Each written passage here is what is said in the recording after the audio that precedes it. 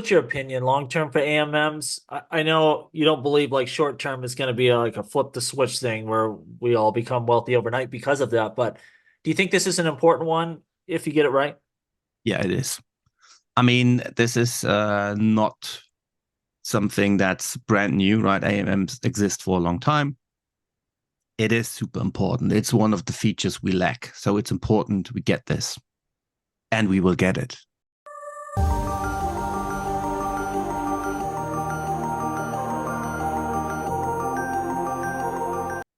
What is up, good people? Jungle Link here. I'm joined by Daniel, very famous individual in the XRP community. Casino coins, how we're going to cover all of it. Thank you for joining me, Daniel. Yeah, thanks for having me. Good to have you back. Yeah, it's good to be back. The main thing I want to start out with here, some people right now are deeming you the most dangerous man in XRP history, Yeah, holding back the AMM vote. We know yeah. automated market makers, of course, are going to solve all of our problems, make us fabulously wealthy. Yeah. Can you explain a little bit about your thought process, why you are crushing our hopes and dreams? Are we getting close maybe to getting AMMs across the finish line? How is all that looking? And why won't you just give this to us? I can't let it happen. That's the reality, right? So I can't let good things happen. I'm a salty German. That's what we do. We crush other people's hope and dreams. So that's the obvious reply people want to hear. Um, we're gonna talk about the reality. Then I know that a lot of people are thinking this, but it just shows that they just lack fundamental understanding on how things work. And I know I'm sounding like a broken record a bit because I say this quite often, but the reality is I'm just one vote, right? I can't do shit. Um, what people also fail to understand, and I said this very early, right after Apex, when I was like, well, I want to see the test results. I want to hear the details and all that stuff. And I said, look, give me this, and that's just for me, just personal, right? Give me the data. I can make my mind up. I can vote yes, because I want AMM as desperate as everyone else, and then I can just move on. So, which doesn't sit well with a lot of people for various reasons. It's not always entirely clear why that is, but um at some point after giving the same explanation like for the millionth times, I was like, you know what, fuck this, I'm just gonna play along. And if you really think that I have the power to do anything, then yeah, I'm gonna give you that. And that outrages people. It's even more fun than having real conversations, because you can explain the same stuff 1,000 times. There's always someone who won't listen. It's always the same. So um, I'm not sure if that's in one of my pinned tweets, but I tweeted about this a couple of times. I've given the explanation. Um, the report was released. I wasn't really happy with that, but it was a good start. The scripts for the testing have been released. That's also good. The network is now sufficiently updated. 2.0, so Ripple D 2.0 is right around the corner. Allegedly has a lot of performance upgrades, right? And I feel personally, with the network being updated to 2.0 and all the other things sorted, I feel comfortable voting yes. However, you go to XRP scan and you look at the current votes. I'm not the only one who hasn't voted yet. I'm just one of the few people that speak about why they haven't voted or why I voted no, which is also sorry, which is also another fun thing, right? It's a little joke when Vet was having a conversation with someone on Twitter and was like, well, there is no such thing than a hard no. And I said, oh yeah, there is. I went in, I voted no. This is a hard no, right? Because that was a joke. People couldn't take that. So we coined the term of hard no, which doesn't exist, right? Actively voting no is not different than not voting. It's the same. But it's a bit of the lack of understanding for technical stuff. And then if you once you go in a certain direction, and I'm aware of that, so once I pissed a lot of people off, they no longer wanted to listen, which is totally fine. I mean, if you don't want to get educated, that's not my problem. So yeah, here we are. So close to Christmas, close I to think that Repeat was 2. I think that was part of it too, because you are so open talking about the process, where other people might not. So a lot of that anger was forced on you. Like people are looking at you. You're the one holding it back. No, you're the one that's talking about openly why maybe at this point it's not going through. And I think the eye opener is how long it typically takes to get even a small amendment through. I mean, what is the general time frame here to get an amendment when we see these up for vote? It usually takes a matter of many months, right? So off Ledger, on Ledger, Chris, formerly Rippleton, he made a nice little spreadsheet which is updating itself automatically, where you can see what the average time frame on getting an amendment in is, and I think that's roughly around somewhere 90 days. Just top of my head, right? I could be wrong. That's as far as I remember. If anyone wants to look this up, just go to his Twitter profile and check, and there is something. But it's never a quick process, right? It's like network. If it's a major thing, the network needs to be updated, then people have to cast their votes, and then this usually takes time. However, to be fair, AMM is probably the biggest update or the biggest amendment we ever had. Something similar would have been NFTs. So XLS 20. I've been the same way with XLS 20. I'm with AMM. And once I made up my mind, and this is all public, you can see this on my profile, you can talk to other people. The minute I was happy with what I saw, I voted yes. And I have been a big proponent for NFTs. And even I had this, or I'm using the slogan quite often, NFTs are stupid, right? To trigger people, because it's a lot of fun to do this. I've been advocating for it, but people have short attention span, so they probably forgot about that, or they don't care about NFTs or whatever it is. And you know this yourself well, right? So the community is addicted to dangling carrots. So it's ISO 222 or 2022, 200,022, sorry, or FedNow, or the buyback, or XRP being backed by gold, whatever it is, right? It's the next talking point that's being pushed by certain individuals for whatever reason, and that's why people jump on this and be like, oh yeah, this is flipping the switch. This is going to change everything. This is going to do it. It's like pretty much what we have seen in the past 72 hours when Bitcoin was moving, the whole market was moving, everything was nice and shiny for quite a while. And then all of a sudden, 6 minutes, we're down from 44 to 40,000. Everything goes red. Everything is fucked. And then people be like, oh, I don't understand this. This must be the last dip. I mean, like, guys, are you that new to crypto? It's the same shit, right? I'm in crypto for 13 years now. It's the same stuff over and over again, right? The only difference between the XRP community or XRP as a token in comparison to everything else is other communities are not sitting in front of their PCs or mobiles 24 hours coming up with the wildest theories of why something's going to happen, right? I mean, it's like, what's the movie that's currently being discussed with the cyber tech? I forgot the name. Leave Everything Behind or something like that. Yeah.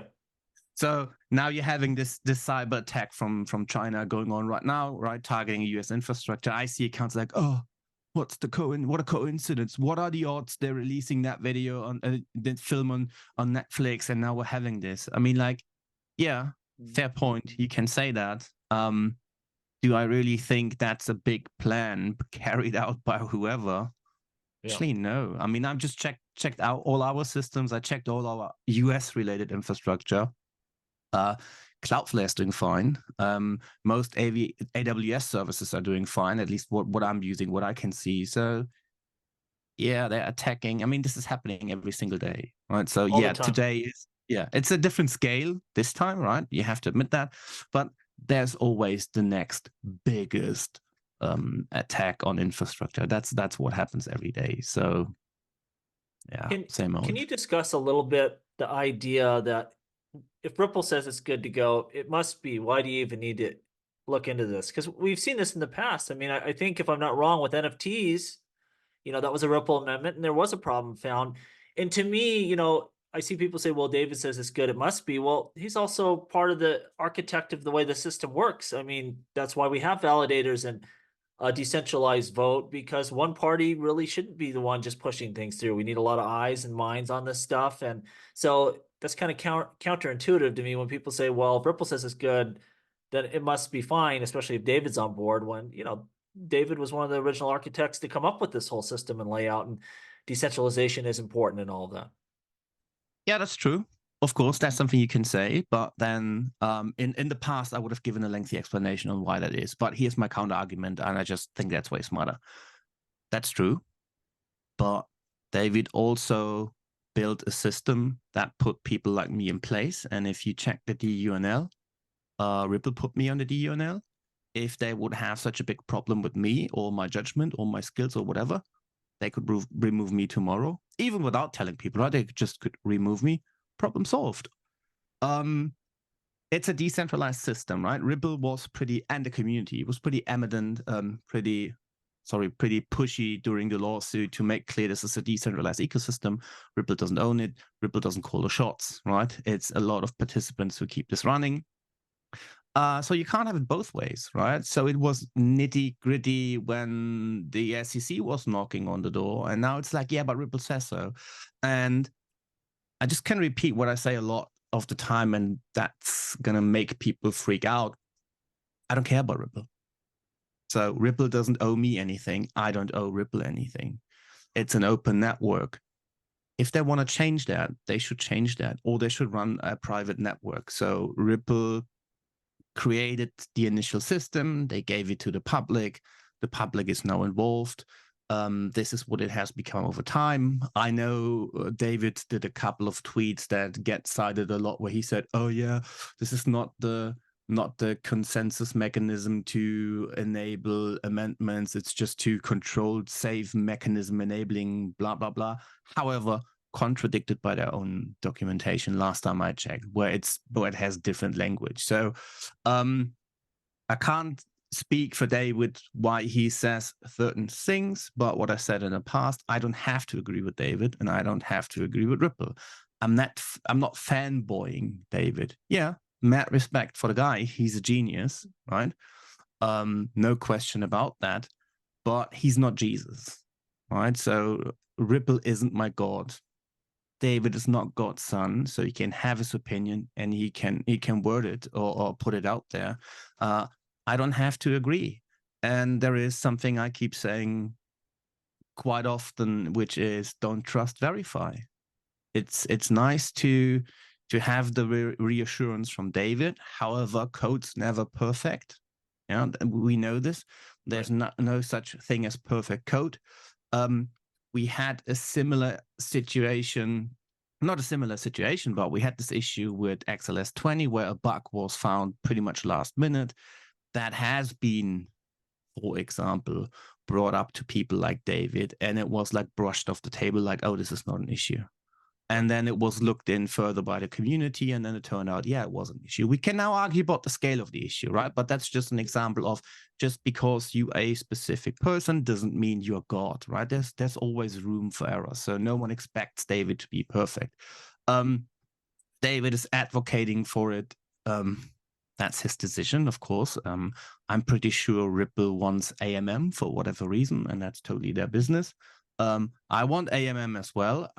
However, I want to make sure the ledger is good. So now the next argument would be, oh, who are you to judge, or who are you to say you do understand that better than David? Well, I'm not claiming I do understand this better. I'm just not feeling comfortable. And the good thing is I'm just 1 out of 35. You don't have to convince me, right? So this will go on. Even, let's say I'm never voting yes. Still gonna go. Right, I cannot stop this. I have no power. People just make it sound like I have this choking grip on Ripple and the AMM, and it's never going to happen because I'm sitting here at my desk and be like, it's never going to happen. And that's bullshit, right? It's going to happen. what's your opinion long term for AMMs? I know you don't believe like short term is going to be like a flip the switch thing where we all become wealthy overnight because of that. But do you think this is an important one if you get it right? Yeah, it is. I mean, this is not something that's brand new, right? AMMs exist for a long time. It is super important. It's one of the features we lack. So it's important we get this, and we will get it. It's just not like, I mean, with other networks, it's different, right? They say like, oh, we're going to do this. They're going to roll it out and it's happening. And once they announce it's happening, it's going to happen. So the voting mechanism for amendments is pretty unique. It's not the only blockchain who has something like that. But for most people, it's probably something they don't know exists in this capacity. So yeah, it's important. A lot of other things Mayuka is currently working on are super important that I will come, like the cross-chain bridge and that stuff. So we're catching up. That's super important. Can't wait for it to happen. But if I feel personally that something isn't safe, then I will hold my vote back, right? And that's what I'm here for. Yeah, I think that's what we all want. We want the network to stay safe, our value to stay safe. If you're investing in XRP, you don't want to blow up the ledger. And that should make people feel better that there's people like you in this decentralized network to make sure that happens. And it always has with XRP. Yeah, Yeah. that's what keeps I it think going. I think people expect we're gonna vote AMM activates, right? And you see billions of dollars being pledged for liquidity, but here's what's gonna happen. That's not happening. Who's gonna pledge that liquidity? Well, Ripple might put something in a pool, right? Let's say $1 billion in XRP and $1 billion in USDT or whatever. But I doubt even that. So I don't see the regular user putting so much liquidity up on both sides that it will have an impact short term, right? Long term, different story, but short term, I don't see that happening. I'll purely base this as a data point because how we are looking compared to other blockchains. There might be a power user who's never spoken up before, who's sitting on a $1 billion USDT and $1 billion in XRP, right? And they're like, yeah, fuck this, we're gonna put this in the AMM. Here we go. Might happen. I doubt it's going to happen in the short term. Long run, completely different story. When you look at the XRP ledger right now, of course, AMMs is one thing you said where we're behind and we need to add that to the ledger. Is there any other core functionality where you look at the ledger and everything it offers and you're like, you know what, this would be the next step? What would that be?